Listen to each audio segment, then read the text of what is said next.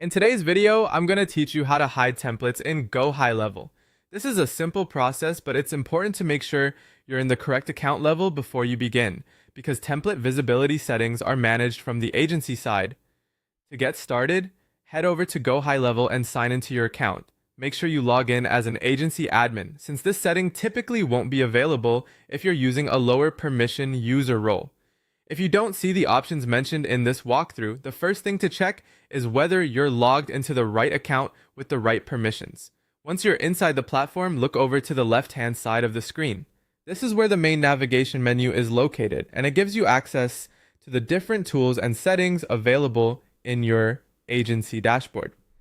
Take a moment to scan the menu if needed, especially if your interface has a lot of options visible.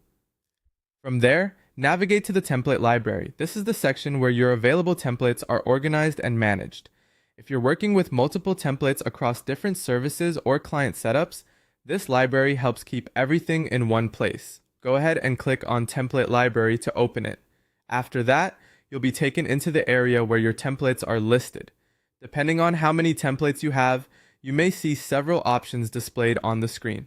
It's a good idea to move slowly here so you don't accidentally change the wrong template. Once you are inside the template library, hover your mouse over the template you want to manage.